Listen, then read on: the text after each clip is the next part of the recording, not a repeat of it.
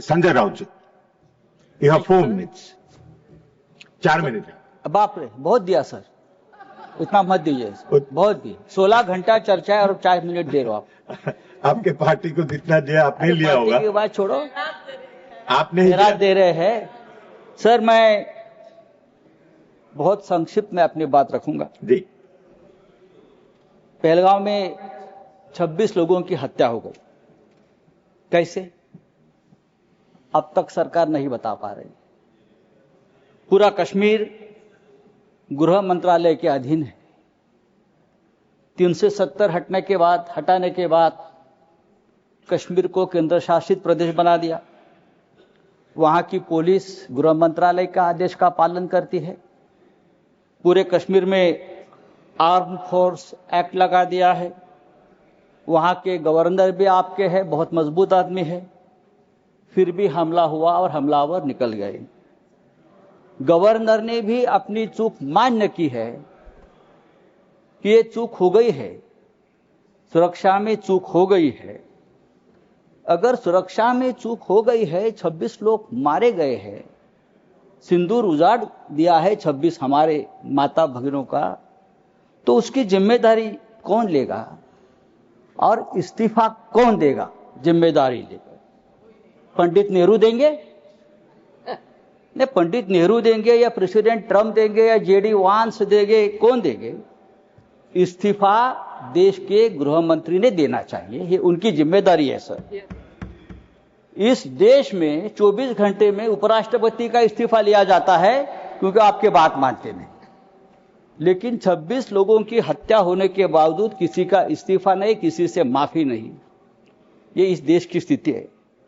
हमारे आदरणीय प्रधानमंत्री अपने आप को ईश्वर के अवतार मानते हैं, उनके भक्त उनको ईश्वर के अवतार मानते हैं। वो भी कहते हैं, उनका कहना है कि मैं समय से पहले समय को भांप लेता हूं, ये ईश्वर की कृपा है। तो क्या ये आतंकवादी पहलगांव में घुसकर 26 लोगों को मारने आने वाले हैं? ये आपने क्यों भाप नहीं लिया? ये हमारे सामने और देश के सामने सबसे बड़ा सवाल है। मैं कांग्रेस के हमारे जो नेता है उनसे कहना चाहता हूं, मेरे बाजू में बैठे हैं, यहां कल से मैं जो बड़े बड़े भाषण सुन रहा हूं, चाहे राजनाथ सिंह जी हो, चाहे हमारे विदेश मंत्री हो, चाहे नड्डा जी हो, सबको पंडित नेहरू की बहुत याद आती है। पंडित नेहरू हो, सरदार पटेल हो, भूतकाल में बहुत घूमते हैं आप लोग। पंडित नेहरू उन्हें सोने भी नहीं देते और जीने भी नहीं देते। सरदार पटेल की भी याद आती है। मेरा एक कहना है कि नेहरू तो महान थे, लेकिन सरदार पटेल को प्रधानमंत्री न बनाकर हमने एक ऐतिहासिक भूल की है। बात ऐसी है कि नेहरू साहब बहुत ही डेमोक्रेटिक आदमी थे, सरदार पटेल लोह पुरुष थे। अगर सरदार पटेल ऐसे नेता थे जिसने पहली बार आरएसएस पर प्रतिबंध लगाया था। अगर सरदार पटेल जीवित होते और 10 साल, तो ये लोग आज सामने दिखते भी नहीं। आरएसएस को पूरे आज प्रतिबंध लगा देते। समय समाप्त हो रहा है, उनकी विषय पर बोलिए। फेंक देते। समय समाप्त हो रहा है, विषय पर बोलिए। तो आपको पंडित नेहरू का आभार मानना चाहिए कि पंडित नेहरू की वजह से आप यहां बैठे हैं, राज कर रहे हो।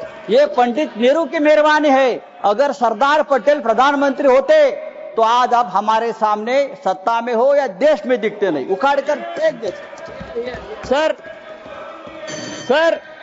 नहीं सर, सरकार ने आपका समय समाप्त हो गया। मैंने बोला था आपको, लेकिन आप उलझे हुए थे। कर लिया।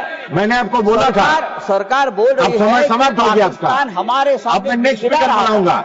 पाकिस्तान हमारे सामने गिड़गिड़ा रहा था, हाथ जोड़कर हमसे रिक्वेस्ट कर रहा था कि सीजफायर कर लीजिए, युद्ध विराम कर लीजिए। अगर युद्ध विराम किया है तो युद्ध विराम के हमको क्या मिला? आप मुझे बताइए। बात तो पीओके पर होनी थी, समाप्त कीजिए। धन्यवाद। कम से कम जो कुलभूषण जाधव 15 साल से उस जेल में तड़प रहा है भारत का, उसको तो छुड़ाना चाहिए था। एक तो बात करनी चाहिए थी, हमारा कुलभूषण जाधव स्पीकर बुला रहा हूँ संजय राउत जेल में आप सीनियर मेंबर 15 साल से समाप्त कीजिए। तड़प रहा है, उसकी तो मांग होगी। हमारे पास से मछुआरे शंकर राव सावन